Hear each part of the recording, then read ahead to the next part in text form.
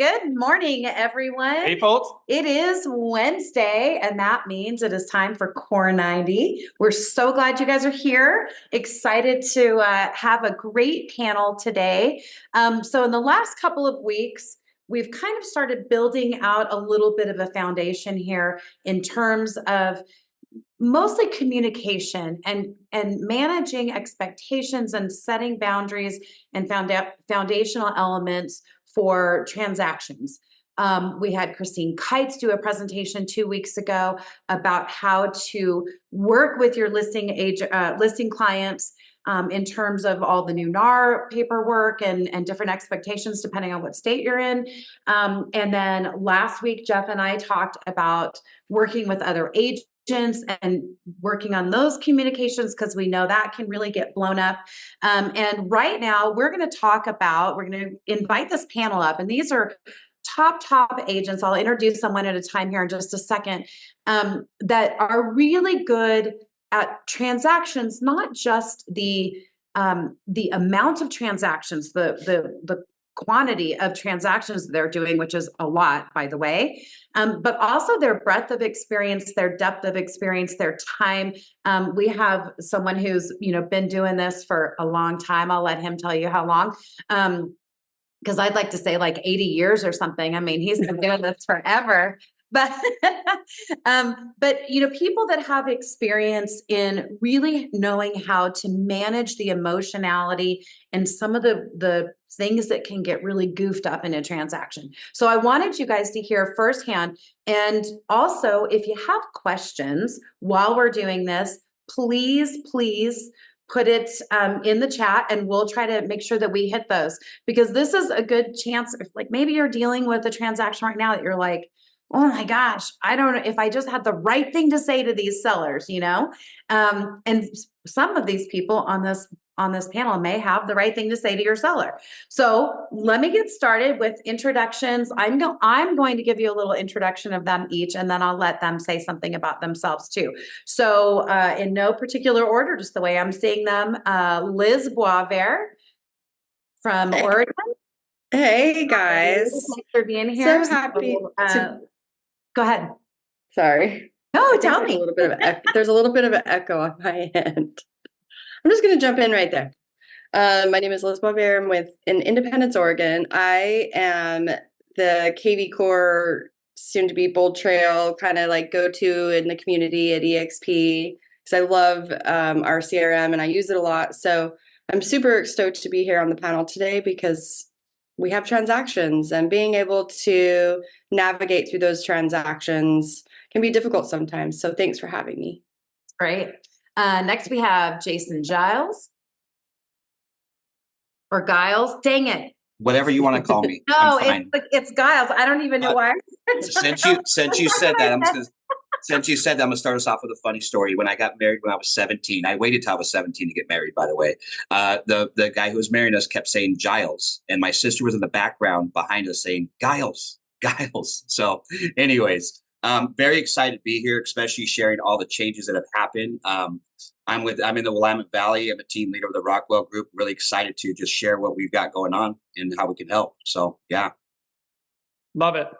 Awesome. Next, we have Christine Kites. Hi, Christine. Everybody, I think, has seen you really recently. Like I said, you just did a session for us. Hello. Yes. Hi, Christine Kites here. EXP Realty. It's so excited to be here and share any knowledge that I have to help with our current changes that are going on in the industry with NAR. A lot of agents have used the buyer representation agreement, but now it's kind of mandatory. Those conversations before we open the doors. But I'm excited to be here in the Willamette Valley also, and in the industry for a little over 27 years now. So excited to be here. Lots of experience there. I'm not even 27 years old yet, man. Next well, week, Jason got married at 17. I got my real estate license at 19. Woo! So that's awesome. As a rock star. All right. Next, out of Colorado, we have Craig McHugh. Hey, how's everybody doing? Doing great. Awesome. Yeah, Craig McHugh. My wife Kelly and I are agents here in the Springs. Been doing it for a minute. train a lot of newer agents, done a lot of, new agent training, new agent mentorship. I'm a EXP mentor as well. I came to Jeff after a couple weeks ago after a really wonky transaction and with a newer agent, and I was like, we need to talk more about this with our people, because I have another one I'm going through right now, another new agent, and I spent a lot of time, even for me, with our managing broker recently with some of these changes, I literally had to call her twice yesterday. I spent 2 hours just trying to understand what this other agent was trying to do and craft something and not lose my marbles in the process. So yeah, I think it's gonna be a really great topic for new agents, especially if you're new, just trying to understand how to, bring your A game but also be humble about it. I definitely agree with you, new agents. I remember being new, and there's that moment when you're not sure what you can and can't say even, and then just having experience with what you should be saying, that kind of thing. So I know what I wanted to be saying. I could not say that. I was on the struggle bus yesterday, like, no, I'm not going to say that either. The struggle bus. I love it. Is my whole vocabulary only 4-letter words? I don't know. Yeah. I want to say on that note, can I say something on that note? Go ahead. Like as newer agents, because as Craig said, like, we need to know how to bring our A game, but sometimes as a new agent, you just need to figure out what your game is. Yes. Like, I don't have an A game yet. How do I build that? So that's what we want to do, is help everybody do that. Yep. And sometimes your A game evolves. Right? Yeah, for sure. Well, and that's the thing that I love about doing sessions like this, is that you hear from other people what their experiences are. And sometimes people have, there are no magic words, right? But sometimes people have ways of phrasing things that are not kind of your normal format. And you're like, oh my gosh, I love that. It makes so much sense. So even if you're not new, there's some really, really good stuff here. And let me bring up our last panelist today, John Sellers. John, give us a little bit of info about who you are, where you are, and I'm the old guy, so I've had my license since '91. So a lot of you guys weren't even born then, so that's pretty scary. But when I started, I was the young guy. So you will have that with all the potential. So you'll have that to look forward to in your career as well, good or bad. That's awesome. So okay, let's go ahead and start though, and I want to say, we'll save agents for the last, but I want to talk about buyers first. Okay. Because I think a lot of new agents tend to start with buyers, not necessarily all the time. So that's not, a perfect scenario, but let's talk about buyers, because I think, and the importance in general of setting expectation, because I think it's one thing that we are expected to kind of know innately, but no one ever says the number one thing you need to do with any client that you're working with is to set expectations. And yet, after you do this a few times, a couple of years roll by and you've had lots of transactions under your belt, you're like, the first thing you should do with clients is set expectations, right? So if any of you guys want to say something about just that in general, or buyers, we can start there too. It's such a clear statement, and it's not said. Like, oh, okay, I just need to set expectations. And so, like, what does that look like? And it's a script. I know a lot of people say, like, oh, I don't use scripts. I say it like, I don't use scripts, but I hear myself repeating the same thing over and over. That's right? Especially if I know it works and it helps my client gain clarity. Oh, like, I'm going to put that in my toolbox. I'm going to use that one again. So setting expectations is crucial. Well, it reminds me of like children even do it with their parents, where they'll say something and then they see that it works, and then they say the same thing again and again because they're getting the same, cause and effect. And so, yeah, that's always a script. Yeah, I'd be interested. Does anyone have like a specific thing that they say to start setting up the process, or to set the expectation for things that are going to happen later in the process? I think there are, especially with a new agent, I think I talk a lot with my new agents about this sort of the force, like, is there a disruption in the force? Are you, it's funny, not funny the way when I talk to him about it, but it makes sense. Like there is this invisible power that is happening all the time between you and your buyer, or you and your seller, and you and the other agent. And a lot of new agents don't see it. They don't realize it. They don't feel it. I was literally laying in bed last night at 9:30, and I'm talking to one of my agents who was like, okay, now they're worried about this. And it's like, you have got to get them to sign this counter offer, or this thing's going to fall apart. And finally I was getting frustrated, and I was like, you have got to control this situation. Like, you've got to take control. You've got to get back on the phone and say, are we going forward or not? Right.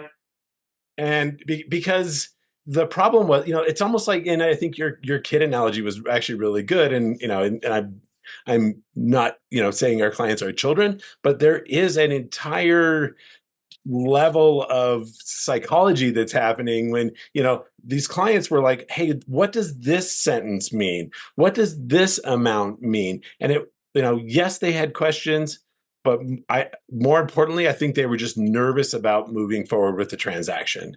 And they really, a lot of times, they just want us to give them a level of confidence and comfort that they can't give themselves. And sometimes we just have to say, hey, it's gonna be fine. Like, I've got this. I've done all my homework. We're ready to move forward. Why aren't you moving forward? And he did that, and he called me back. They signed. I'm like, just control the situation, please. And I think new agents, you learn that it's not innate. It's not, unless you've done sales for a while, it's not an innate thing. And, I think a lot of agents underestimate the amount of hand holding and sort of psychiatry you have to do to get people to not lock up and stop, or understand, why are you locked up and stopped right here? I think that what Craig is going over is part of a couple of things. One is like your value proposition that you present in the beginning to your client. And in the beginning of your client, in your presentation, you should have some idea of telling them about the home buying process, right? Being able to give them a little bit of each item, but not everything, because once you hit those milestones, that's when a lot more, it's like you open up that to another huge conversation of, okay, this is what this means and what's going to happen. I think that buyer timelines are important. Every time that I get something under contract, I send over immediately a buyer timeline that is customized to obviously the transaction, but it has main points in it. What was our effective date, accepted date, business days as we're going along. I literally lay out every contingency timeline within that buyer timeline. I give a little bit of information about what that means. So I feel like what you're talking about, Craig, is the educating of the client. And when you're doing it proactively, you can go back to it and be like, well, remember when I gave you the information on, or when we first got accepted, I mentioned, and so I sent the email giving you those timelines. And it's not like to chastise them in any way. It's just more like, oh, let's just go back. Remember, we've got this, and let's just talk about these next things that are coming up, and have them, oh, that's right. I remember you telling me now, because it's stressful. And I think that everybody needs to remember that purchasing a home is stressful.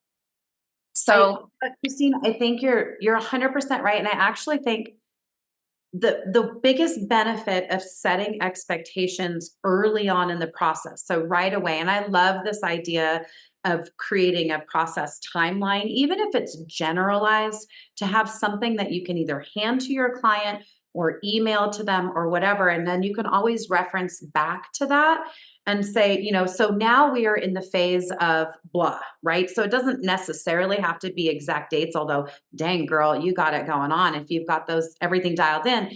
But what I love is that if you've set up that expectation, even if they forget it, there's something empowering and encouraging to them. And it doesn't sound like chastising when you're like, hey, Christine, so now if you go back to that email, we are in the phase of inspections. And so now it's our opportunity to blah, blah, blah. And remember that at this point, we have another negotiation that can happen here. So let's see, you know, and then it's like empowering. And maybe when you have somebody that is, like Craig said, not kind of moving or has a hesitation or whatever, you can say, so we are in this stage. And remember, I told you guys that this would be a phase where we might have some back and forth, or you may have some additional questions. Let's sit down and talk about those. What are you guys thinking about right now, or whatever? And so I think the essence of setting expectations means that you can easily circle back around to that in a comfortable way. Mhm. Because let me tell you, too many agents that I've been on the receiving end, right? As a purchaser, as an investor, as a personal purchaser, when I've worked with agents, you're all of a sudden they'll like call you with something and you're like, excuse me, what's happening? What are you talking about? Like, what's going on right now? And then you're like, well, wow, you could have told me this 3 days ago, or I didn't know that was going to happen, or whatever, you know. So there's if you set those expectations, even generally, it makes it so much better. I have one quick example on that, and I'll keep this really short. The number of times where I've seen clients show up at the title company, I'm going to bust title companies' balls for a second. And the client shows up and they're like, you need 2 forms of identification. The client's like, what do you mean I need 2 forms of identification? That's what we're talking about today. That was an opportunity missed by the title company to set that expectation. And seeing these things in advance is how you reduce that stress. Liz.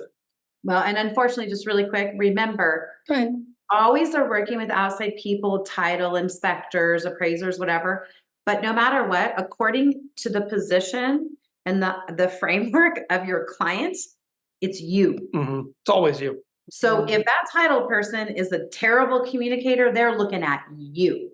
So it's, you know, you got to wrangle all those cats. Go ahead, Liz. I remember when I added, don't forget to bring your ID to my what's next email. So Christine Kites, it sounds like she outlines stuff. I call it my what's next. And I have one for my buyer and I have one for my seller. And it says, these are our timelines. This is what you can expect. And it's amazing how many times they just forget that they see it. They forget that they read it because there's so many moving parts. For buyers, the lender's constantly bombarding them, right? The seller, they're trying to pack and schedule things and figure out what they're doing next. So having that starting point right out of the gate of the what's next email is setting those expectations. Yeah. And it's not bad to have in my email for me to refer back to when I need to, right? Because when you have a few in escrow, it can timelines start to blend together. And then I follow up with what's that? It keeps you on track too. Sure. It keeps everybody on track. Yeah. And then I also do a folio timeline. I'm sure many of you have heard of that by now. It's, you know, it's old school now, but that folio timeline gets shared with the other agent as well. Yeah. And that sets the expectation of what our timelines look like for everyone. So that later the agent can't go, well, oh, I have this date for this timeline and ending because I've already set that expectation. And when the transaction is underway, an email goes out to the other broker with, these are the timelines that I'm tracking. How about you? And then there's one that goes out to escrow. Like, this is where my check's going to go. This is what the buyer's information is. And so as an agent, making sure that every party that's involved in the transaction is on the same page from the beginning helps things run smoother throughout the process. At least that's the way I feel. Well, a great day too is when the client goes, you told me this was going to happen. Like, and like, you're like, you listened, like, right. So I was going to throw this in there, and I know Tyler, you had your hand up, so we're going to let you jump in. So when we're talking about expectations, and this is something that really just hit me the last 6 months. It's not just expectations of what they're going to expect throughout the transaction, but it's also asking them, hey, not everybody I've worked with is the same. What are the expectations you have from me as your agent, right? Some people don't like the text. Some people don't like the emails, right? So when we're setting expectations with our clients, we like to know what do they expect from us? We've already gone over what we do. We've set the value, because I can have somebody that says, man, you just call me too much. I thought I was just going to hear from you once a week. And I have somebody that says, you don't call me enough, and I call them once a week. So getting the clear expectations from them so that you know how and what you should be doing with that client. Also, another thing with expectations is I tell people this a lot because I get caught up in the transaction. Is I may say things to you like MLS, or I may say things to you that are acronyms. And if I ever do that, I apologize. I'm so used to this. If you misunderstand, let me know let me help explain that to you, because we get caught up in that transaction, right? We do this every day. So we may say something to them and then they get off the phone, they're talking to their significant other, and they're like, what did they, I thought they told me the alphabet that whole time. I have no idea what they were talking about. So, setting those clear expectations of what they want from you, but then also letting them know that, hey, I'm okay for you to do the timeout with me. Tell me to stop and say, can you please re-explain that? Because sometimes we get ahead of ourselves. So Tyler, you had something you wanted to jump in and say, my friend? Yeah, and I'll be super quick. I feel that setting the expectations is kind of like hand in hand with setting precedents, right? Like in things early on. The three key focuses that I always put out to people, whether it's their first time, second time, whatever. Like one, I always implore on the only stupid question you have is the question you don't ask. That's the only dumb thing that can happen is if you don't ask me what's happening or what something means. Second piece, I tell everybody the same thing is I will never, ever call you with a problem without two solutions in hand. Period. You will never hear me call with a problem without those two solutions. And the third is, I don't even know. I forgot what I was going to say. I had to let a gas for a while. Yeah.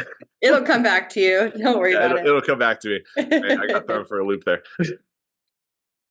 Sweet. Tyler, Yeah, those things are great to have on a value proposition, because one of the things is we always have certain things that we generally say or that we generally do, and we have to remember to say that every single time with someone. But I think right now more than ever, we have to start remembering to write those things down and start articulating a value proposition to your buyer and say those things and have them written down so you don't miss something that you do every time as a value to them. To me, those are value propositions that you're offering to a client, not just any client, but every client. And I think it's important to express what you do, how you do it, and why it's important to them. So I think right now more than ever, everybody should be outlining and figuring out their value proposition, things that they do that is a benefit to the client of why they're working with you and not someone else. Just like Jason had even pointed out his communication styles, asking about the communication and confirming communication with the client. So those are all value propositions, in my opinion, that should be literally out there. John, I repeat myself a lot too. I'll say, okay, first we get the house under contract, then we go into inspections, and then we wait for the appraisal, and then there's closing. There's 4 steps. So they might hear me say that 3 times, okay, there's steps. Okay, what step are we, right? I'm kind of like their cheerleader without them even know. So, yeah. John.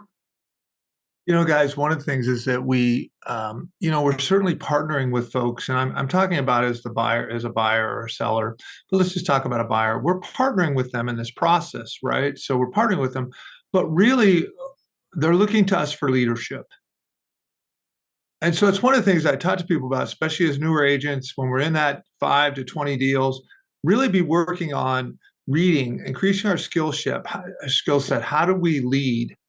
And so, one of the things is with controlling expectations, it's one of the stories, and stories are such a great way to explain, to help people internalize things. So one of the things I learned early on, and this is a story y'all could share, is that, hey, I'm going to, Christine, if I'd be lying to you to tell you that we're going to go from now to closing without having some challenges. Now, if that happens, we're really lucky. But here's what I would be a liar. And so when agents tell you there's never going to be a challenge or they've got everything taken care of, they're liars.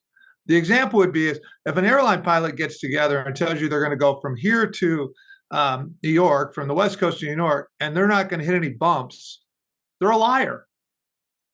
But what they are great at is they should be telling you, hey, I've managed this many bumps before. We're going to get there safely. We might have a few bumps. I'm going to prepare you for them. When they come, we're going to manage them really well together. So just know when that happens, don't freak out. We're going to work through them together. I've done it before. And if you're a new agent, say you haven't done it, say, I know how to work through this. I've got so many resources available to me, right? Which we all do here.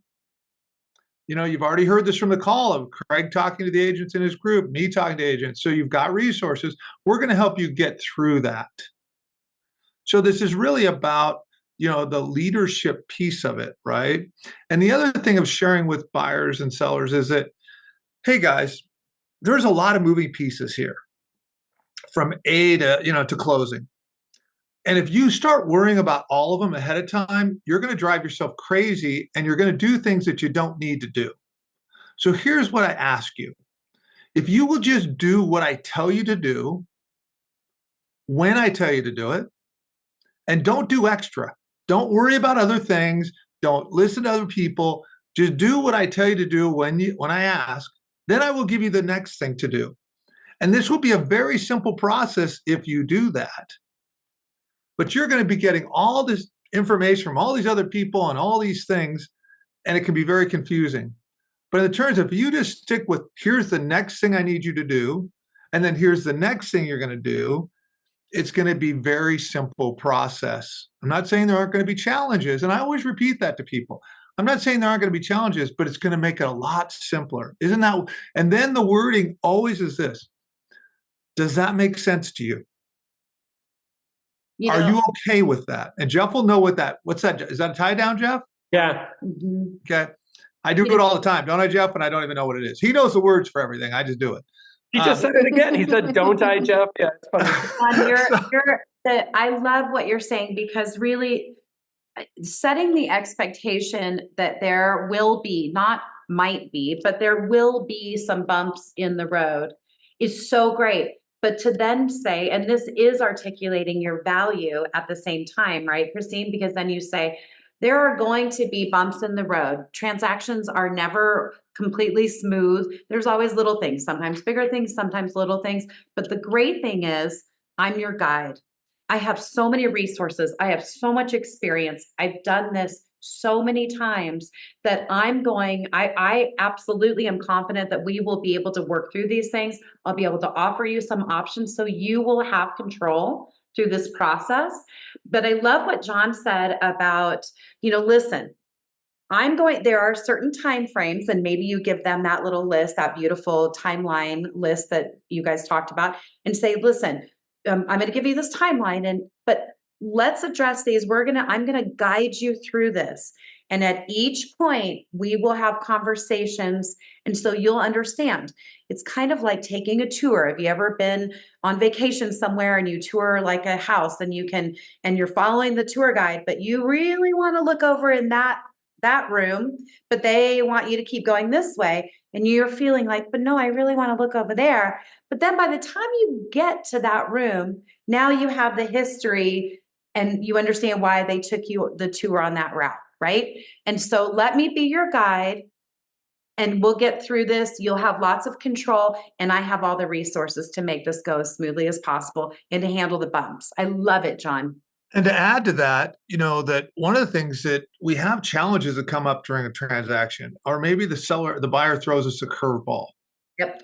Our tendency is to feel compelled that we have to solve that moment. Mm-hmm. And that creates an insecurity because we're scared to even call people sometimes because we don't know the answer, especially in the beginning. We're worried, right? So and I find certain personalities have a harder time with that because they always want to be right. Sometimes the person like me, I'll screw it up and then fix it back up, right? But one of the things that we can do is just say, you know what? You don't have to answer things right away. My wife's really good about that of, hey, John, here, listen to what their issues are. Telling my children, hey, you don't have to respond right away. Let's think about that. So actually sharing with people that's a great question. And rather than me answering that right away off the top of my head, let me think about that. And I want to gather some resources. I'm going to get back with you on that. Now, I would always give them a timeline of when I'm going to get back to them, because when people don't have timelines for when they're going to get answers, they get very upset. Fancy. Yeah, they get really. So, hey, antsy. I'm going to get back to you by tomorrow at noon. Does that work for you? Again, there's tie down. Does that work for you? So now they're committing to that. Now they can rest because they know, okay, this is going to be figured out by tomorrow. Yeah. But if you just say to them, oh, I'm going to get back to you on that, but you don't give them a timeline, you haven't solved their problem. But if you give them a timeline, you've actually solved their problem for now. So they can let it go until noon tomorrow when you told them you were going to get back to them. But if you say, I'll just get back to you, they can't let it go because you haven't given them a timeline. Yeah, no, it's really important. Craig? Yeah, I want to take this a little go agent to agent, especially with new agents. And I've seen this. And when I first got into the business, my managing broker, he's probably been doing it as long as John, like forever. He had been doing it. I mean, top 10 agent probably for the last 25 years. And he gave me a piece of advice, and it changed the way that I interacted with listing agents. Because a lot of times, especially as a new agent, you're a buyer's agent. Most likely, you're going to be dealing with a listing agent who's been doing it a while. I had one yesterday where I spent an inordinate amount of time, like trying to just unscrew the whole thing with my agent. And at one point, I finally got on the phone, like, I just don't understand what you want. And she immediately goes, I don't know why you're giving me so much attitude. And I was like, okay.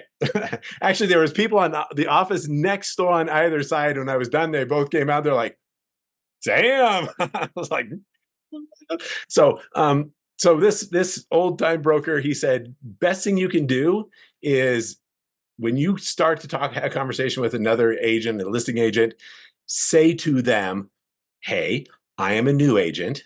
I don't have all the answers, and I need a favor from you. If I do something wrong, will you let me know and help me? And, I talk about that balance of power. It seems like you are just handing off all your power. I can tell you from experience, it completely changes the dialogue. That agent will become your mentor, and they're just like, no problem. I can't tell you how many times I would send something over, and it would come back, and they go, hey, let's think about this a little bit differently. Why don't you, and they become your advocate. It's the craziest thing. And it's hard. It's hard on our ego, and I've had so many new agents just like, I don't need your help. Like, I don't need you to talk to you, OG. Yeah, it's like, I can tell you right now that if you do that one thing, be humble, always be humble. You should do that anyways, but take the time to talk to the other agent and go, if I screw something up, I apologize in advance. Please let me know, and I'll be glad to work through it. And so, I want to make this easy on you and easy on everybody else. And it changed my entire career from like I have to know everything to, those agents are carrying all your water. It's like, yeah, amazing. Yep. Jason? Yeah, I'm glad that you did that, because I was going to throw in a little bit about what John said, and then now what Craig has said. I depending on who you're working with, a couple of things I say once we started working together, we're going under contract. I'm like, all right, hey Jeff, Lexy, I know this is your first time. We're probably going to see a repair addendum that you've never seen. You're going to freak out. I'm kind of joking with you guys because of your purchase. However, I'll tell them, I'm like, listen, guys, we had a lot of fun looking at homes, right? They say, yeah. I'm like, okay, this is where the stress begins. Okay, so this is where we have a lot of stuff that we're going to go through. So I kind of set that expectation, because who's ever had a client that it was never stressful going through it? And when you kind of just throw that out there to begin with, people are like, okay, you're like, all right, well, what do you mean? And I tell them, I say, here's what I see. If we have an illness, we don't want to Google what that illness is, right? We probably want to call a doctor or maybe go in and see somebody. One of the worst things we could do while we're going through a transaction is start Googling something that comes up. So why don't you call me first? Let's go through it. And when you set those expectations, people are like, okay, he's kind of joking me. It's going to be stressful, but you know what? He's right. We're going to have some stress. We're going to have some bumps on our way to New York. It's going to be, this is what's going to happen, and setting up that communication. But the reality is, guys, when we're talking about expectations, and the majority of this so far has been expectations with what we're doing with a buyer. But let's think about this for a minute. When we go under contract with that buyer, who's our expectations with? It's with the buyer. It's with the other agent. It's with the title company. It's with any inspectors that we have involved. It's anybody that's involved in that transaction. So when we're talking about expectations, we need to make sure we have clear expectations with not just the client that we're helping, but the people that we're bringing along board with us that are helping that client. Lexy said it right when we started. So did Jeff. When something goes bad in the transaction, it's our fault. It doesn't matter who it was. It's us. So we need to have clear expectations all the way around and explaining those expectations to that buyer. Hey, Mr. and Mrs. Smith, we're going to have the inspector come in. This is what to expect from him with doing his inspection. This is what he's going to do. After doing this panel today, in my new buyer presentations, I'm going to print out a inspection report, and I'm going to take the names off of who they are. Because right now, what we're finding, especially with the market, with interest rates and prices, people are like, uh-oh, they see something horrible on this inspection report, or they think it's horrible, and give them that expectation of what they're going to see. And then back to John on what he said, and then I'll jump off of this. But when someone says to me, and I used to just jump and react right away, oh my gosh, I did not like this inspection report. One, I probably didn't set the expectation up right with them. I probably should have let them know what they're going to receive. It's going to be 75 pages. Here's what it's going to show. Here's what's going on, right? Two, that doesn't mean I need to jump and be like, oh my gosh, what's going on? Are we going to terminate? Are we not going to terminate? What do we mean? Blah, blah, blah, blah, blah. Sometimes they could say they don't like the inspection report. And I text them back, say, hey, let's get on the phone call in an hour. We got a phone call in an hour. And I say, hey, before we go over this, what was it that you seen that was concerning? No, nothing much about the what it needs, but I just didn't like the format of the way that the guy did it. Oh, okay. Where I was freaked out because I was like, I thought they wanted to terminate, right? So, handling that stuff as it comes through, and then making sure you take a deep breath. And we've all heard this before. Seek first to understand. If they say something, first ask them, hey, Liz, I know you had a concern with what happened in the inspection report. Before I dig into all the information, what was it that was most concerning to you? And then they'll tell you what it is, and then you can handle that problem, right? How many times have we started solving problems that weren't the correct problem? So anyways, wanted to throw that out there. I think let me tag on to that real quick. Like, you can also have conversations with the other agent. Yep. I just had one, bad roof, bad sewer line. He's like, we're terminating. I'm like, you didn't even call me, and I told him, like, hey, like, we'll fix those things. And it's like, oh, okay, well, I already sent you the termination. It's like, I know. And now we went right back under contract. Guess what the next guy's getting? Same house, same price, new roof, new sewer line. The thing is that setting expectations alleviates a lot of the stress if you do it properly. And so if you have created a timeline and you've explained in advance what those are. And so I have yet to have a buyer freak out on an inspection report when I set the expectation, when we go into it and say, hey, listen, I get the most persnickety inspector for my clients, because not only are they going to find things about the house that we should know, but the best thing about an inspection report, you guys, is that you're going to get this exhaustive report. They're going to identify kind of the most critical things, but now you have a list, a to-do list, a honey-do list, aren't you lucky, of things that you are going to want to address at some point when you move into this new house. And so, if you are putting this in the right framework for them and then saying, hey, listen, when we get that back, what we're going to do is I'm going to give you some time to look it over. I'm also going to look it over. I want you to make a list of things that you have concerns about or that you might want to have fixed. But remember, we're not going to ask for everything. We're going to ask for the big things. We need to think about safety, code, some big ticket items, those kinds of things. And then the other things we'll talk about, is that something you can get a handyman to do, something you can do on a weekend project? So remember, this is not going to be an exhaustive list, but just for your information. Then we'll come together and then we'll talk about those things. We'll put them up, and I'll also in the meantime talk to the other agent, kind of see what they're thinking, whatever. It's if you set that expectation, it will help. The other thing is never, what Jason was saying, never use scary language and never assume that you know what your client is going to be thinking. I recently had an agent call me and say, oh my gosh, you are not going to be happy with the report. And I'm like, what? So I was panicked, and then I read it and I was like, I don't know. It didn't stress me out. What stressed me out was her telling me that. And it kind of ticked me off. I was like, dude, do not set the stage for your client. You never know. Your client may look at that and be like, yeah, we don't really want anything. It'd be really cool as if they would just get us a warranty instead. Then you're like, awesome. So then you write up your repair addendum and you ask for a warranty. Yeah. I think a lot of times agents do project their fears onto their clients, right? Because you get nervous, maybe like, oh, this is going to blow there's 900 things on the inspection report or whatever it is, right? There's different, or the appraisal came in and we're going to have to figure that. And so you project the fact that you think this is bad news to the client. But remember, it's up to them as to whether or not it's good or bad news. Just present facts. Facts are not good or bad. Here's what happened. Here's what we got back. How are you feeling about things? Find out from them. It's entirely possible they'll be like, okay, let's keep going. Okay, sounds good. Here's the next addendum that we're going to need. Let's put that together and let's get it done.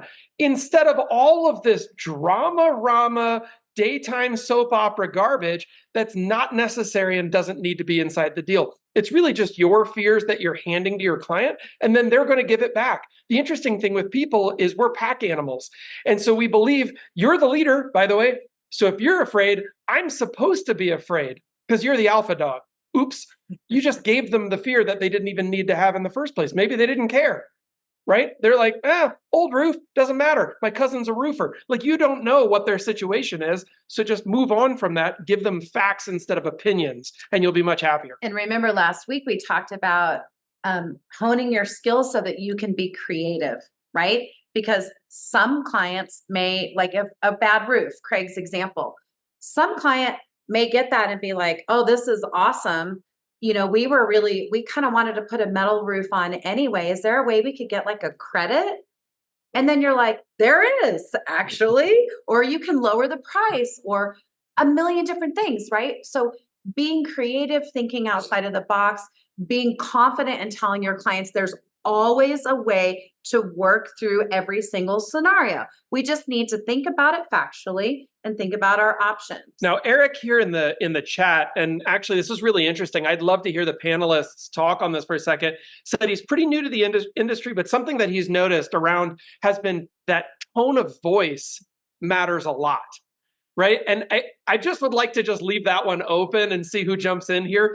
Tone of voice. What do you guys think on that? Well, Eric, that's great that you brought that up. One of the things that was coming to mind as I've just been listening to everybody talking about situations is the quality of your language is the quality of your transaction. Was the first thing I was thinking of. And it starts with the buyer presentation, everything that we're talking about along the lines here when we finally get to the inspection report. That's like kind of an after fact thing, honestly. With all of our level of experience, it starts from the minute we're entering that property and showing it to a client that we're actually seeing what that house possibly looks like. It's just like Craig was talking about, communicating with the agent before you're even writing an offer about certain things about the property you're aware of, possibly negotiating those things before you even get to the inspection report.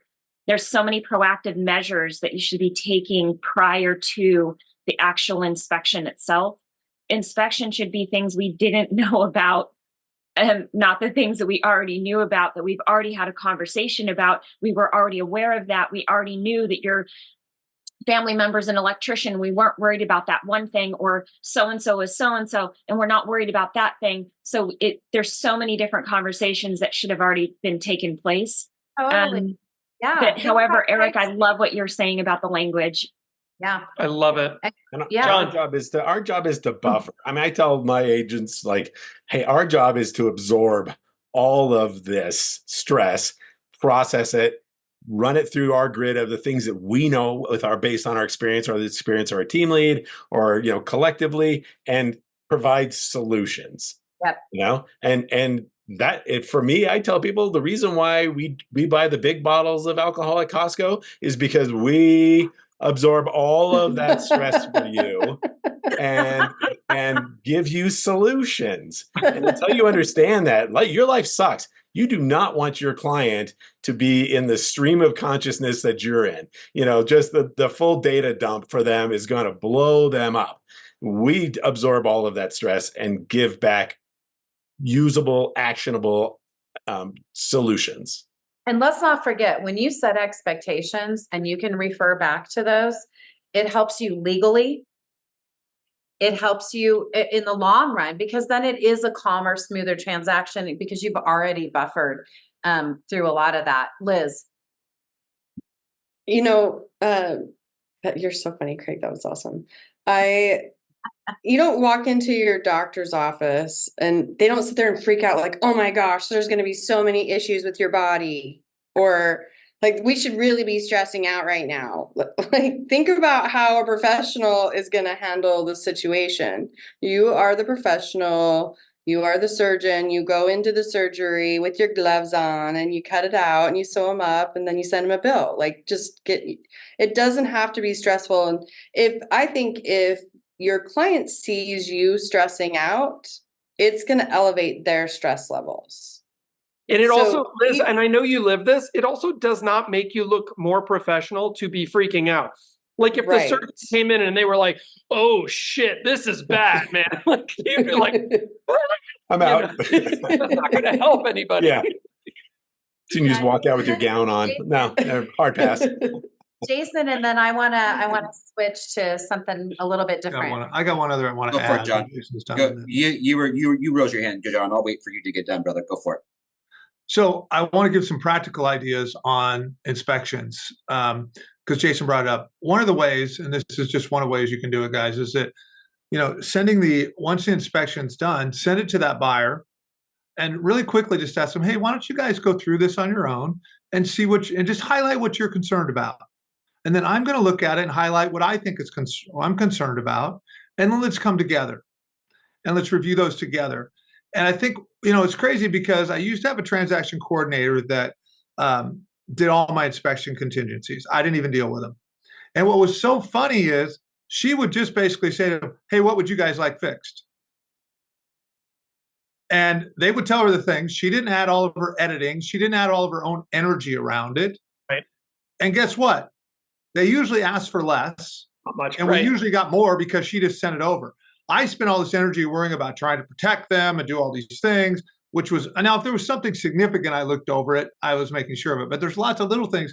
And it's funny, she didn't have all this energy around it. And it was like, we got more done. If they wanted 20 things, she just asked for 20 things, right? And if they wanted 2, she asked for 2 and they were super happy. Now, if there was something critical, I was always going to add to that. So that's one way to look at it. It's kind of like, I remember when, on mortgage guys, so when I was a mortgage person for a while, when I had an assistant that actually just did rates, we always ended up getting rates done really fast because she wasn't emotional about it. Right. For me, when I was involved with trying to price it for everyone, I was like giving so much advice and doing so many things to get in the middle of it that sometimes I just screwed it up. Yeah. So we got to remember that what they want versus what we want it's more important what they want, unless there's something really critical that's going to go in there. And then sometimes we don't have to give as much feedback as we think we're going to need to. It's just a matter of, but let them decide what's important to them, because you're right. We have wells down here. We just did something a couple of years ago. I did a well that had a gallon a minute, and I'm freaking out. Like, I would never buy that house. Never. And my client's like, yeah, big deal. I want the house. Doesn't matter. If I have to drill another 3 wells, we'll drill another 3 wells. I want the house. And I'm like, $700,000. And you realize that it's like, yeah, no big deal. Why are you making a big deal? I'm like, okay, here we go. And one more thing on inspection, John. If you are a new agent and you are not going to you and your client are not going to your inspections, you are I can't think of a worse thing you could do. Yep. I literally have an inspector at one of my listings right now. No client, no agent. They couldn't be bothered to do it. And that's a giant red flag. I still go to them after all this time. I still go to every inspection. You know why? I learned something new every time. And also you can alleviate a lot of those fears right before the inspection the report ever shows up. You can fix a lot of address issues right then. Go to Right. your I was inspection. just Well, gonna and don't we have a say different that- opinion on that, Craig? So I'm going to give you a different opinion on that. Yeah. You know, I believe in Right. the beginning agents should be going. And I don't like my buyers to be there during the whole inspection because they just slow down the inspector and they end up missing things because they're worried about entertaining the buyer.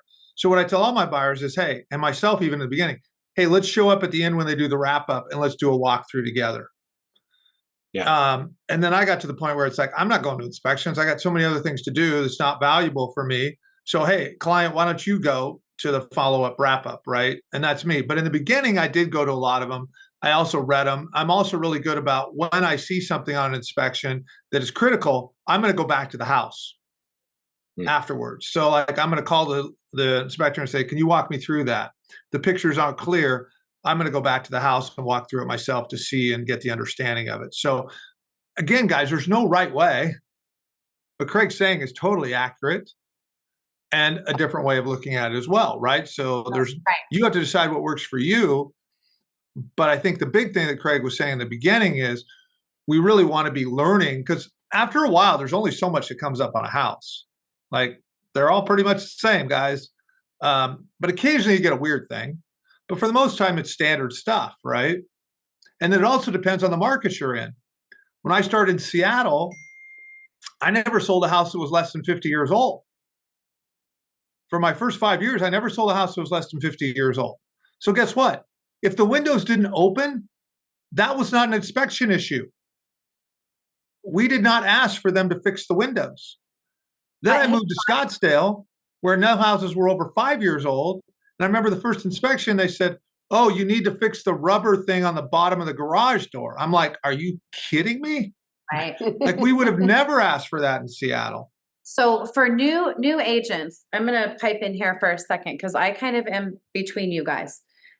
Newer agents or experienced agents, if you haven't done this before, for an entire year, my first year entirely, and I did a lot of transactions, I went to every inspection from beginning to end with my inspector, but with his permission. But here, and I did not let my buyer go. I never let my buyers go until that last hour or half hour when the inspector says, because I agree with John, it's a huge distraction. Now, as a new agent, I went with my inspector, a guy that I loved and really trusted. And I had my son's wrestling knee pads, and I had my own headlamp and my own elbow pads. And I went under every house. I went in every attic. And here's why. Because I wanted to know, and I needed to know the difference between a 75-year-old house and a 2-year-old house, or new construction and a historic house, or whatever it was. And I'm telling you, it has not only helped me with my real estate and being able to understand and read and see pictures of inspections. I asked a ton of questions, but now I know a lot about my own houses. And I can with confidence speak to my clients, to my buyers, and even my sellers to say, listen, here are some things, or here's what you need to understand about this. Here's why that's important. So if you have not done that, I encourage you to at least go to a handful of those so that you really know. On the other side, just because we haven't gotten there yet, and maybe we'll just do buyers today, you guys, and maybe our next one will be sellers. So let's stick with buyers. Okay. Let's stay on the buyer side. But remember that them going to that the end, that last little half hour or hour of the inspection, so that the inspector can go through their findings, they can show you the pictures, and then they can point it out in person. If you're there, you can recall back to those clients, be like, remember, oh, that's the one. Remember when we went in to the water closet and we looked at the water heater, that little spot right behind or whatever. You now can talk to them in a really intimate way that makes them feel way more confident. And you're not going to get lost and sound dumb. By the way, this will help, because I didn't know the anatomy of a house when I started in real estate. And I'm sure there are a lot of people on this call that are like, me, if you don't know what a soffit is currently, you don't know the anatomy of a house, right? And what's going to happen is this stuff's going to come up on the report, and sometimes it's just verbiage, and it's like the rafters, this, that, and the other, and then the soffit, and then the fascia, and you're like, huh? So you need to know these terms. When you're there with your inspector, just be like, listen, I'm a dum-dum. Can you walk me through this and tell me what's going? Now you're learning, and you will become the expert that, frankly, you're being paid to be in the first place in that process. It's a beautiful thing. Yeah, you'll become a better showing agent as well, because now you're looking for all those things that you've seen in inspections.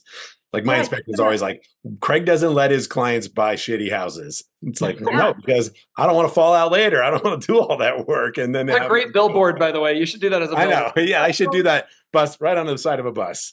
And it comes back to being like the best agent you can be out there with your value proposition, risk management. A successful transaction is all about how you're plugging into the actual process. And just like Lexy was saying, in her first year, I didn't have need pads on and I wasn't going in the attic or the crawl space, but I was at every inspection from start to finish. And that was also because of the time frame of when I first started in real estate. That's what you did also, was you were there for the whole time. As far as the timing since then, right? is, you know, the last half hour is the best window of time for your buyer to show up. You want them to get back into being excited. There's lots of reasons for them to be there for that half hour. Go measure where their furniture is plugging in. You want them to revisit the house so they could get excited all over again. They're buying this house. There's a lot of emotion that's going on with the process of the inspection itself. Was there anything to highlight that the inspector's going to highlight at that time? They're going to show you the good and the potentially needs to be done. And this is just like, when you own the house, take care of that. So be there and be present with that conversation, so you can also confirm with your client where they're at on the level of stress of what's important, what isn't important, right then and there, before you even get to the table of sending over, getting it in the morning and seeing the whole inspection report.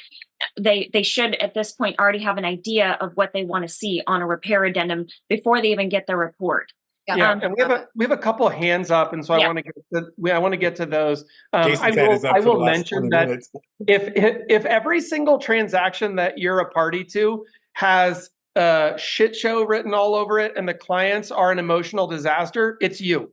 I just want you to know that it's you as the agent. You're creating that situation. There are agents, most of them on this call, that have just really clean, comfortable It doesn't mean that there's no stress, but it means it's not just total chaos from beginning. And if you're telling yourself, oh, every transaction is just a nightmare, that's you. It's just you. Liz, go ahead. Oh, you're cracking me up today. So I just want to say that it's important for everyone to understand their local MLS rules, because here with the WVMLS, you are not allowed to let the inspector in without you being present. Like, you're not supposed to let contractors in. You're actually supposed to be there. I actually still go from the beginning to end. And so everybody has their own style or whatever, but it's important to know what your local board or like your local MLS says. But don't let your buyer go though, right, Liz? I mean, I think a buyer being there for the full inspection time, it really interrupts the inspector, in my opinion. I think it can. And that's why you have to all set those expectations with them. Because that's what we're talking about, right? Is like, okay, I understand you want to measure for all the furniture, and this is probably the most time you're going to actually spend in the house before you get the keys. So I get you want to be there, but it's important to let the inspector do what they need to do, because you need them focused on the house, and then they'll give us an opportunity at the end to wrap around with all the questions that you might have. Also, your inspector will hate you if you do. Yeah. So it's just setting the expectations. So when Craig said, I have an inspection right now and nobody's there, like, you're just not supposed to do that in the WBMLS, right? Yeah. So I don't know what yours is. There's a lot of agents out there that are just so hands-on because they're so focused on the paycheck. Sure. They're like, I don't care as long as we get to the end. And I'm just too busy for that. Like, my time's not worth that, whatever. I really don't think those people are giving their clients good service.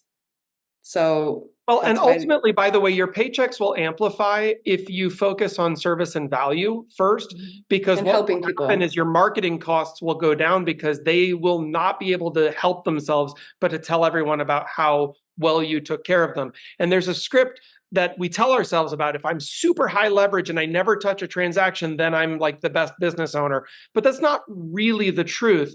The truth is the best business owners don't have to pay for marketing. That's my opinion. And that's because their clients are telling other people in their lives about how amazing that agent is. And there are agents who are only closing 30 deals a year, but their net income is so much higher because they're not paying $40,000 a month in ad spend to try to create 30 transactions, right? Good point. That's where the wash is. Jason, I did see that your hand was up. All right. Forever. So I was gonna just jump on a few things real quick. So, we got into this whole inspection thing, and the reality is, guys, and I'm just gonna throw some crazy numbers out there. Probably 70% of our terminations are because of inspections. So if we're not taking the time to really set the expectation of what they're gonna expect from that inspection, there's a lot of inspection and inspect in that one sentence, then we are missing the boat on how we are protecting that client and that transaction. If we're worried about that transaction terminating, the way to solve that is to have several transactions under contract. Okay. That way you're never worried about the one that might fall out because it's a bad inspection. So going back to what you guys are talking about, the inspections, I don't go for the whole thing. I can't stand it. And the reason why I don't is because I feel like there's better use of time. Now, that's not the same for everybody. I tell the clients, hey, let's show up together half hour, an hour before it's done. And here's why. Some clients say, well, I really want to be there. I really want to be there. I say, listen, I want you to be there too. However, we're purchasing a home that's $500,000, $600,000, $700,000. I want the inspector to be able to focus on what he's doing so we don't miss something that could have been important for you to make sure was repaired. So does that make sense to you? That way we're not distracting him in any way for him to get his inspection done. And people are like, you know what? Okay. All right. I get it.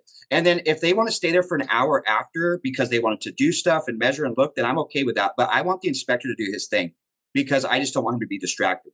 And then going back to go ahead, Liz. Jason, really quick, and then I'll get to your other point. That's about expectations. Remember, we're talking about setting expectations. I don't give my clients the option, you guys. I'm their guide.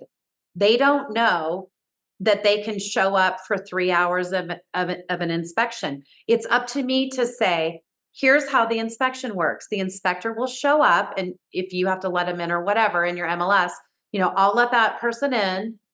And they will do their inspection, and then we can meet them at the last hour or the last 45 minutes, half an hour, whatever it is that your inspector wants, and say, I will be there with you. Then we'll go through. It's our chance at that point to see anything firsthand, to ask questions, to understand, and then we'll get the report later. It's about setting expectations. Expectations does not mean that you give carte blanche to your clients. And the sooner you learn that you can create the boundaries around that, and set those expectations, the smoother your transactions will start going. Yeah. Lexy, the second part of what you just said, though, is, are you able to make it? Because sometimes they're not able to make it at all. So this whole conversation of the buyer being there is sometimes not a conversation, exactly what Lexy said. And then this time is your time. It's going to be from 11 to 12. Are you able to be there? Yes or no? No, I can't get away from work. Okay, great. I know they're not going to be present. Right. Yeah. I start managing the inspection. I start managing the inspection when we're writing the offer. In our contract, there's a provision, I'm sure most have it. Our contract says you're buying this house in as is, where is, with all faults. I always stop right there and I say, do you understand what that means? That means, and they're like, no, I don't understand what it means. I said, that means if there's a scratch on the floor, or you don't like the paint color, or, you don't like what the landscaping is, we don't really have the right to ask for that. What we do have the right to ask for is something that's going to hurt you or your family or the home in the near future. But, we're not going in there to say like, man, those hardwood floors, that color's just not doing it for me. I love that. We are not doing it. We can start managing those expectations when we write the offer. Going back to my whole thing on, and I'm going to get back to you, Jason, I promise, on you should go as a newer agent to a few inspections personally and be there the whole time so that you can learn.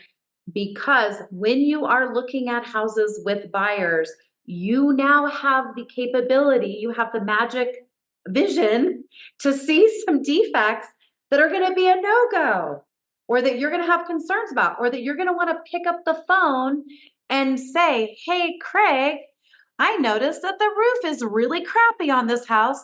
Are your sellers offering a bump for that or whatever? And so now you can communicate instead of finding out that the roof is trash and being able to say, don't worry about it. I already talked to the other agent and they're going to give a $15,000 credit. Or they'll do the roof before you guys even move in. So now you have the ability to see and understand and comprehend way in advance. That doesn't mean you say anything to your buyers, by the way.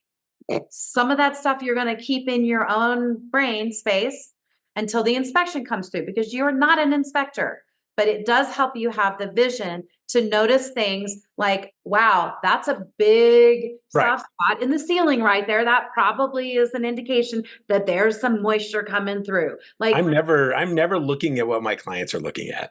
My clients are looking at the paint, they're looking at the landscape, they're looking at the flooring. I'm looking for cracks. I'm looking for, hey, that door, you couldn't close that door with a battering ram. It's like, that thing is so skewed. Look at that crack in the foundation. Look at, it's like, oh, look, the gutters are hanging off the house. Like those are the things that I've learned over time are going to bite you in the ass when you get to the inspection. I'm looking at a totally different set of criteria for my clients. Okay, Hey, Lex, on this thing, I mean, it sounds like we should almost have a special session just on handling inspections. So at a different time. But one of the things I'd like to move on from this, if this is okay. But the other thing I'd like to say in this is that what we're talking about here is communication. Did you hear all this? Everybody's talking about the way they communicate with their folks, the way they deal with this. So again, as I said in the beginning, how many books have you read on improving your communications, your communication skills? How do I manage? So these are all in, you can learn these things. You don't have to, one of the greatest things about reading and taking courses is that you can learn things without having to screw up. First, you learn from other people's experiences. So I honor all of you being on this call, but understanding that it's about communication. Not all of us, I mean, I've certainly read hundreds of books on communication. Some people say I'm still not good at it, but I'm better. And if I hadn't read them, how bad would I be? And so a lot of them are very simple books about how we handle things. What do we deal with? So in those communications, so when we come back to communications, and I'm going to say this in terms of with our buyers, one of those things up front is talking about how you return calls, what you do. So like, I'm real clear with people. Hey, I don't pick up the calls every time people call me. It's a huge mistake I see agents making because they live in the urgent. I tell my buyers, hey, guys, I'm busy helping other people all the time. I want to be totally focused on them like I'm totally focused on you right now.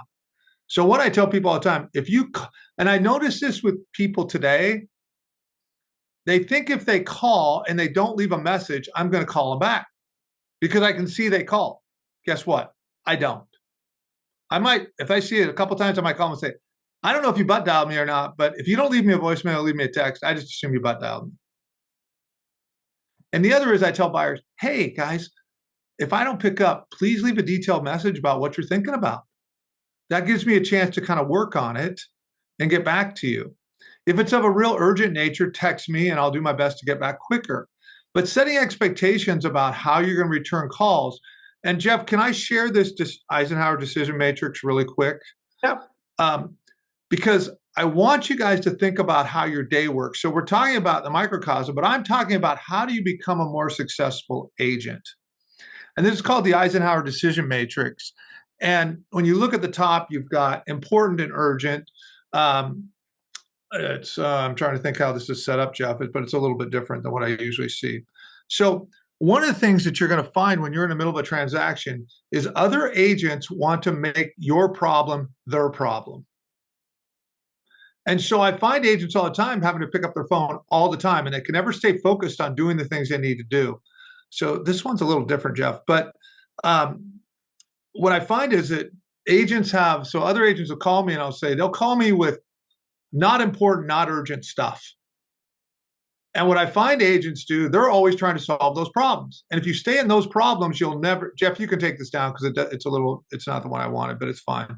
So Okay. the idea is agents will always try to make their problem your problem. And if you don't answer their call, if you give them an hour or two, most of the time they solve the problem themselves. Mhm. So be careful of whose expectations and communications you're trying to solve. We want to move our lives into where we're working as much time as we can on the important, not urgent. But we find so many times in our day of setting expectations, we set unrealistic expectations of ourselves and the way we're going to communicate. Oh, I've got to pick up every phone call quickly. I'm telling you, if you do that, you will not have a life and you will not have a big business, period.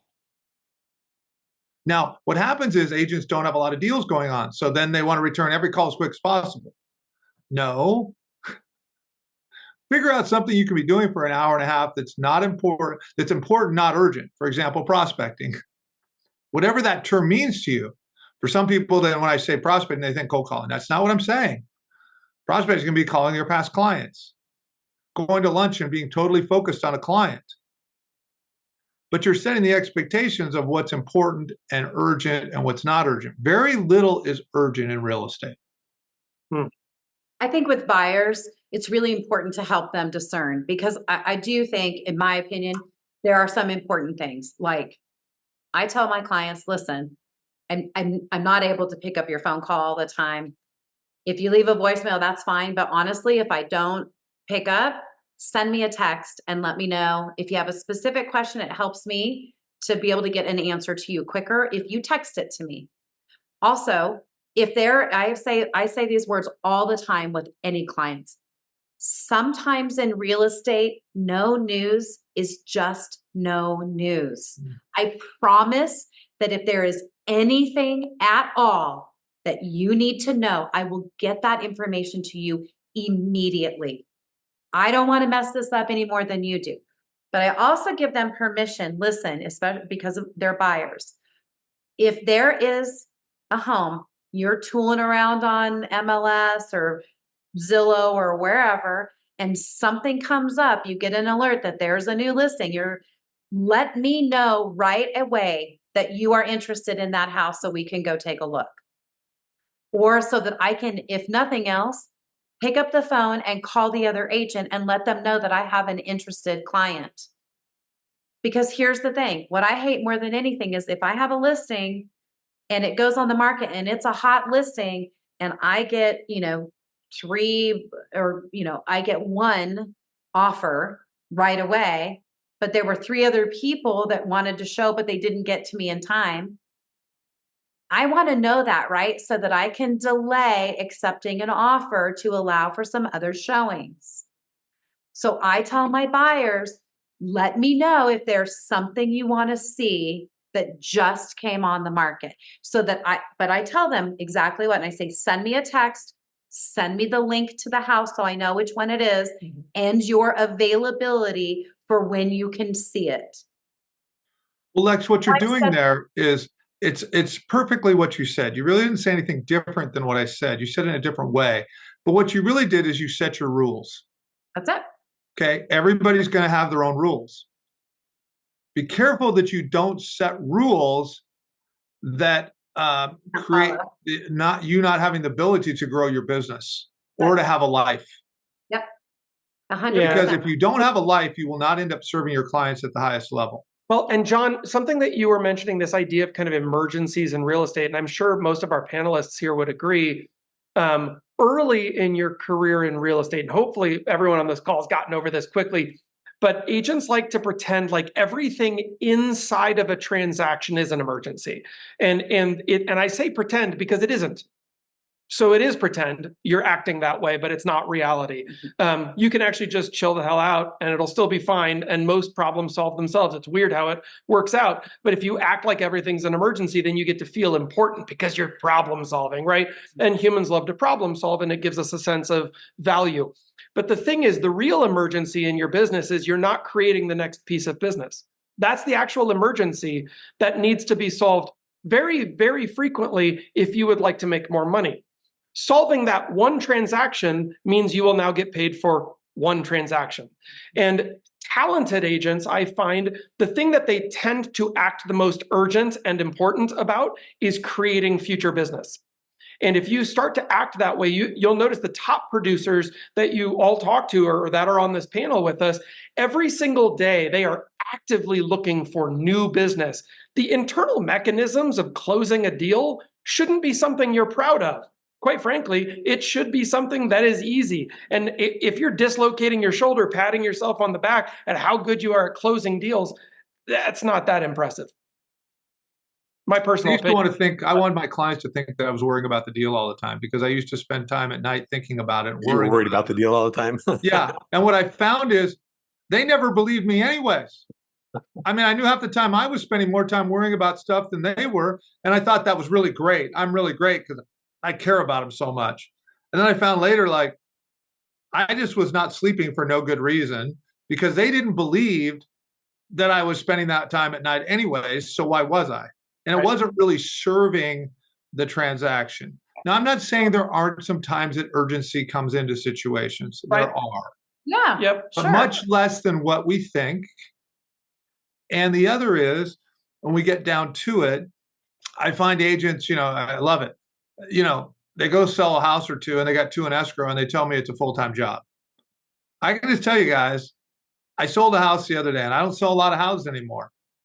And I was like, I got 1 deal in escrow. This is like so easy. Like, why do people spend a lot of time worrying about this? Like, this is not that complicated. How do people spend full time working on 2 transactions? And it's because it's easier to spend time worrying about a transaction than it is doing the things that are most valuable that's going to get your business to the next level. Yeah. It's awesome. Yeah. Liz, I saw John, I have to say something on that note, though, because as we evolve as agents, that muscle flexes and it becomes easier. And of course, the one transaction to you is easy because you've done this enough.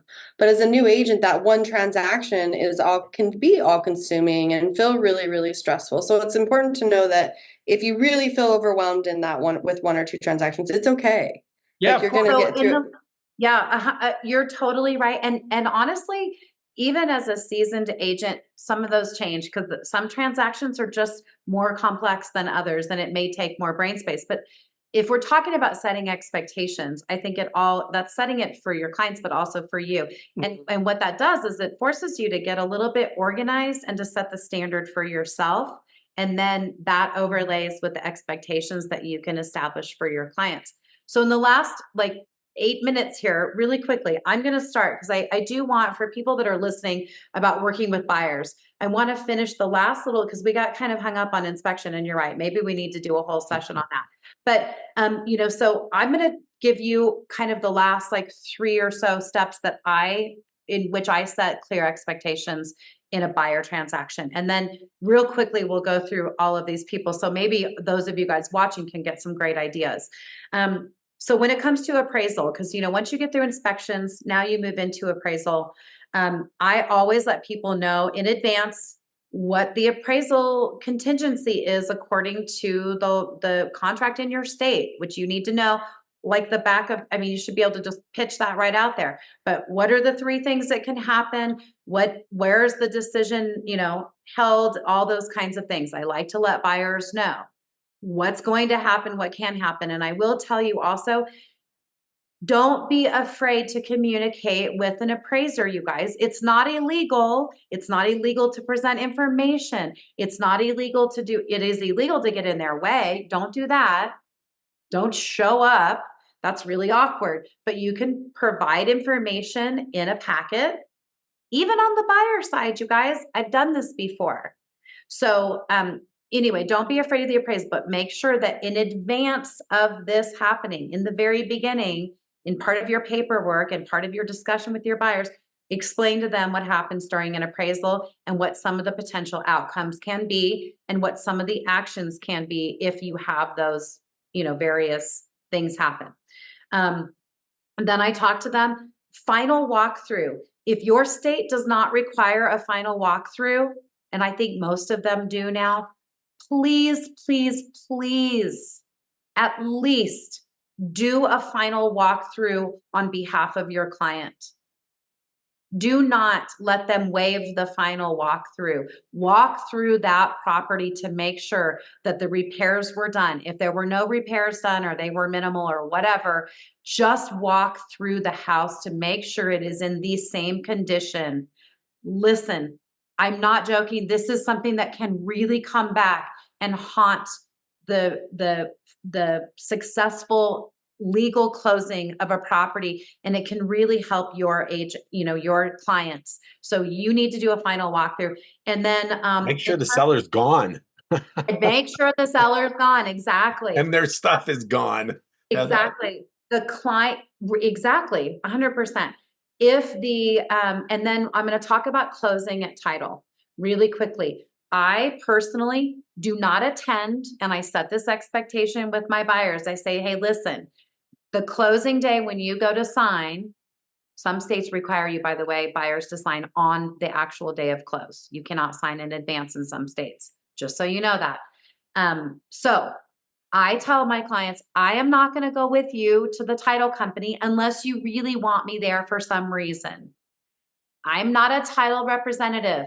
They are going to go through a stack of papers this big and explain them all to you. I can add zero value there. What I can do is meet you at the house very excitedly to hand over the mail key and the front door keys and the garage door openers and all of that good stuff when we have funded and recorded. And I tell them that whole process, right? I also, by the way, in advance, tell my title partners that I am not a secretary for them. And I don't like to create confusion for my clients by trying to schedule an appointment for them. The title company needs to directly talk to my client to set up when they are going to sign and then let me know. I do not want to be part of that appointment making. So it's just how I handle it.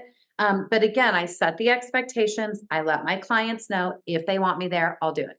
Christine, quick, what do you do for those things? Okay, well, a couple of things. The appraisal is a whole nother conversation, just like inspections, in my opinion.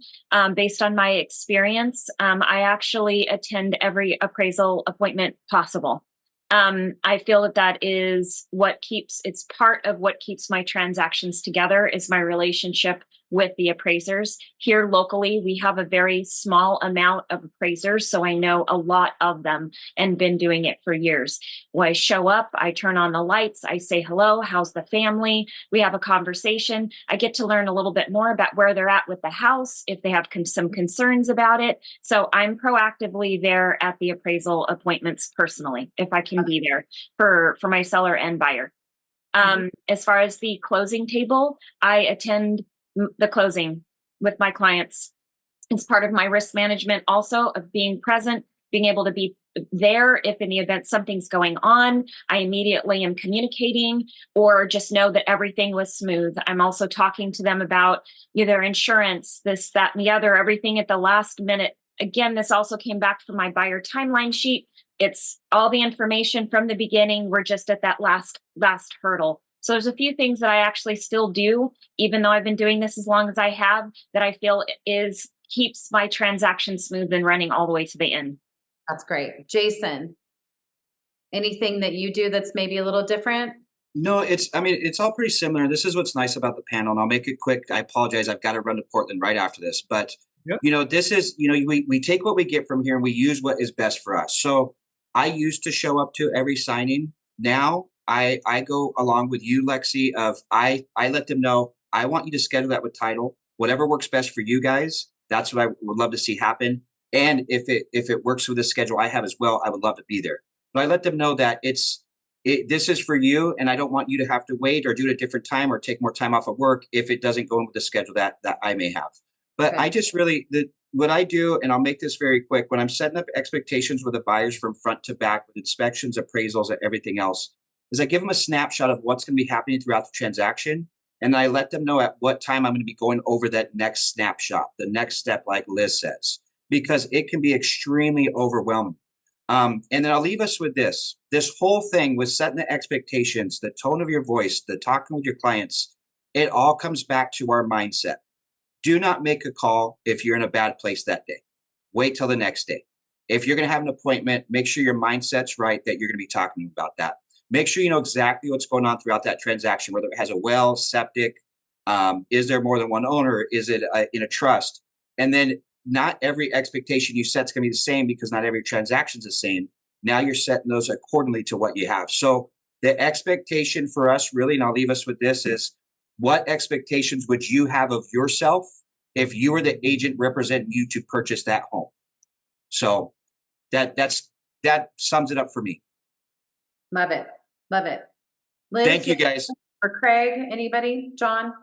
Yeah, for me, appraisers, my favorite thing to do at appraisals, I try and go and there's always this wall with appraisers. You know, they're trying to like keep that professional boundaries. This maybe goes back to what I was talking about earlier. I always have this sort of mental checklist of questions I would love to ask an appraiser. And I'll just completely off topic be like, hey, I would love to get your opinion on solar panels. I would love to get your opinion on, on this, or, is this really valuable? So I have all these questions I'll ask them, and it sort of just changes the tone from this almost feels like adversarial at times where it's like, hey, like we can't talk. It's just like, I just go off topic with them and try and like break it down and make it, ask their opinion. I would love your input on this. And it really does sort of change the vibe. And, and I do try to go to all of them. I always go to our closings if we're doing them in the title company. But we do a lot more virtual now where it's just mail outs or it's all online. So I don't get to do it. I always go to the walkthrough because there's a good opportunity to, hand all that stuff off, and you got to give them their cutting board. My wife would kill me if I didn't. So. Gotta love those cutting boards. Right. It's funny how you guys, everybody has a different opinion. And the great part is we're having some agents on here that have done a lot of production or doing a lot of production. So everybody gets to do what they want to do. My value proposition has never been, I've had an agent recently say, well, I have to be at all the inspection, I have to be at the appraisal. That's my value proposition to the client. Well, to me, it's like, that's bullcrap. If that's your value proposition, that's not my skill set. I'm not the appraiser. If I'm worried, for a buyer's side, if it comes in a little low, that's fantastic. Most of the time I can negotiate around that anyways. If it's on the seller side, if it's a house that's been overly improved so I do a lot of flips, right? We get appraisals that are significantly over what the comps are in that area. Well, I'm really good about setting up meeting, talking to the appraiser, who it is. First, I make sure that they have to make an appointment, so the key box off, so I get their number, so they just don't show up. Number two is I've created a full list of upgrades and everything, and I review it with them. Yeah. So I don't need to be there to get in their way. Closings, the same thing. I used to go to all the closings, but here's what I've learned. I end up just talking and trying to entertain people, and I get in the way. Like I can't. So my deal is, hey, I need to see the HUD a couple days before or the day before. I'm reviewing that HUD. Now, if my client really wants me there, we'll discuss it. But that me being there, but I'm going to say, look, guys, I'm not going to provide a lot of value there. My value is to look at the numbers at the HUD and make sure it's correct. And let's review it together. So when you get in there's only a couple of things you really need to look at. One is your paperwork correct? Do you have a no prepayment penalty? Is your interest rate correct? Is it a 30-year fixed? That's the only things that are really going to matter. If you don't sign the paperwork the way it is, you can't change anything.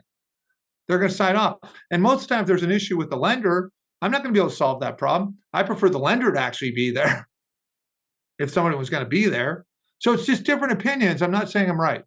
Yeah. But what I am trying to look at all the time is efficiency. Yeah. Can I serve the client at just as high a level without being there?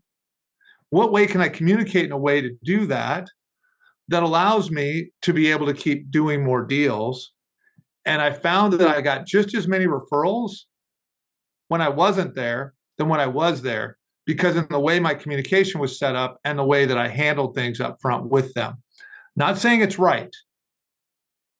Yeah, but I think those that's things awesome. To get to the next level in transactions and volume and having a life personally, if you go to all of those, you're going to have a much time when I'm breaking through to the next level in terms of transactions or in quality of life. Yep. That's my opinion. It's not right. Right. It's an interesting thing. And by the way, somebody addressed this in the chat as well. And they said, so do I do this or do I not do that? And the answer is be consistent. And also, I would say, look for efficiencies over time.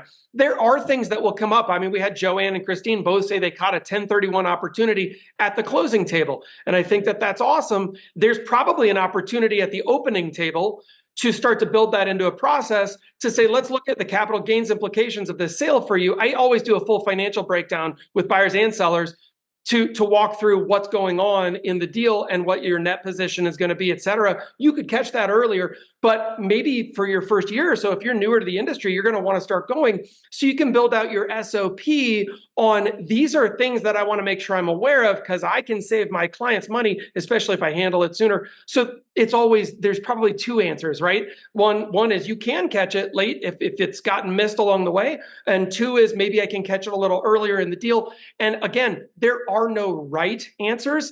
Everyone on this call sells or has sold a ton of real estate. And what you'll notice is we could debate and argue like a bunch of rams with our horns all interlocked, and it's really fun that way. And we love doing that stuff. And at the end of the day, it's all just crap.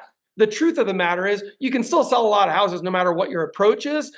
And you're going to have to find what's right for you. I do endorse certainly getting efficient over time. I love efficiency, right? Who doesn't? If you don't love efficiency, you're crazy. That's my. I am right, Jeff. By the way, just so you know, I want everyone to know that. Thank Always. you. Let's wrap up.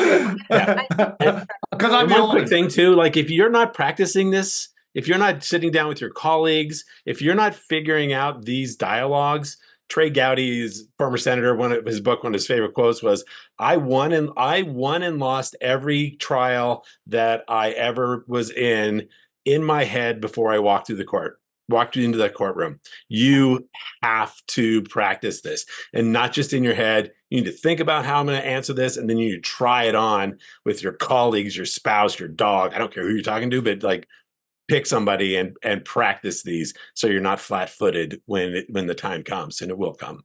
Yeah, the end result basically is yes, we've been in the business a long time, and Joanne and I, that's that things happen, we learn, we start doing different things, and that's where everything is. Should you or shouldn't you? If I was in my first year of business, I wouldn't know everything that I know right now by not showing up to things. So Right. if you're new in the business, you want to probably show up to things and learn everything you need to learn. Agreed. Now we are doing things differently because we know what we know. So, Right.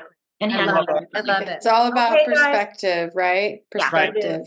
It is. Okay, thanks so much, guys. And we will definitely, I think we're going to have some pretty detailed sessions coming up. It sounds like we can. Jeff, tell about who's going to be on next week and why that's critical yeah. for agents. So next week we have the always amazing and incredible Holly Mabry, and she's going to be showing up. For anyone who doesn't know, and hopefully you do, but we're all here at eXp Realty. Holly is our vice president of brokerage operations for the entire company, and so this is a really, really big opportunity to show up and hear a true expert, somebody with long history. In fact, I think she's third generation real estate, to be able to comment on the future of real estate, what's actually going on in the industry. She is beyond expert level. So if you guys really want to see somebody just knock your socks off, show up next week. That's September 18th for that session. Same time, same bat channel. We would love to have you here. And as always, thank you guys for being the best part of the community,